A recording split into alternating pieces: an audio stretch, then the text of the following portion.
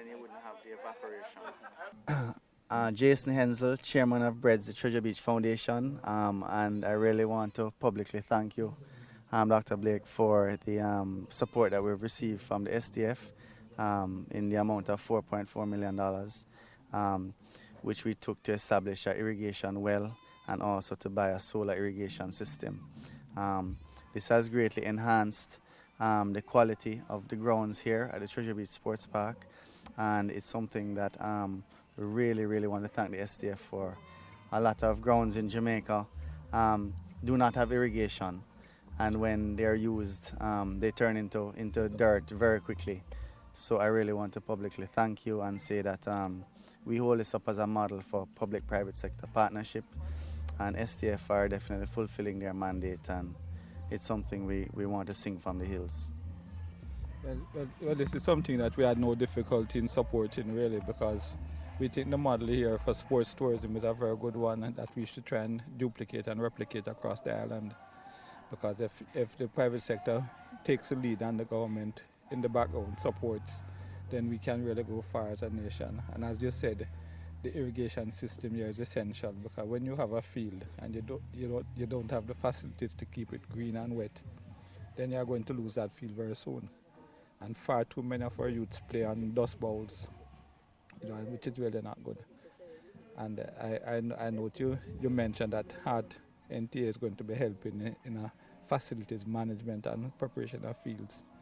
And that is something that we at SDF are also looking at, to try and to get established at one of our premier institutions, a course on proper maintenance of fields. Excellent. No, that goes a far way. I think, if we are to really exploit sport tourism, there's no question that we need to have the right facilities. It's been unfortunate that a few occasions in the past we have been quite embarrassed as a nation in that our grounds weren't up to international standards, both in cricket and in football. So, and with scarce resources, as we all know, exist today, we need to really be methodical and make every dollar count. Absolutely, make every dollar count. And merging a groundskeeping course with HART, with proper irrigation, is definitely a massive push in the right direction, and we want to again say thank you.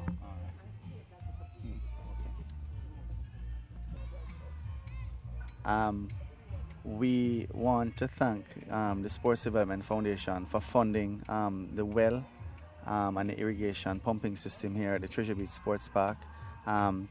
There is no question about it that we are already being seen as the top sports facility in this region, and a lot of that has to do with the support that we got through SDF. The Treasure Beach South St. Elizabeth area is traditionally a very dry area, so to have irrigation and to not have a lot of rainfall, that really augurs well for sports tourism and events like today when we're hosting the Lords of Commons cricket team from England. A lot of overseas teams have expressed interest in coming and touring St. Elizabeth, and through this type of support we'll be able to host them and give them a first-class sporting experience. I feel this is a good way for the Sports Development Foundation to go with a private-public sector partnership, because it helps to ensure that the money that the Sports Development Foundation has to spend goes an even longer way. And whenever we do spend, we want to ensure that the facility continues to be managed properly. It's one thing to put down a field, but if you leave it and you don't have the management in place to take care of it, the field quickly goes to waste. And in this sort of private sector, public sector partnership, you ensure that the facilities are maintained and kept. And also built into it is a means of get access to the communities nearby, have access to the facility. So once we were ensured that that is in place, then we were quite happy to fund. Is this type of partnership is the first time a solar pump? Yeah, well, we are using solar technology to help to provide electricity to. First of all, this is way away from most neighborhoods where electricity is, and with the solar pump producing its own electricity, it helps to run the pump at a very reduced cost, and there's no light bill maintain the pumping system for the irrigation of the fields. Or forward? No, this is definitely a way of going forward and ensuring that the fields have water and the cost to maintain, because when you put in an electric pump that is powered by solar energy, you don't have to worry about the continued maintenance costs and the cost to run the electricity to run the pump, because that is provided, because we are the land of sunshine. So that is provided free for us, and if you can use that to generate your own electricity, then you don't have to worry about the continued greenery of the fields. 4.4 million Yeah, is a tidy sum to it is a tidy sum, but in the long run it is well worth it, because electricity costs each month. In a few years that is more than paid for. Any final words that?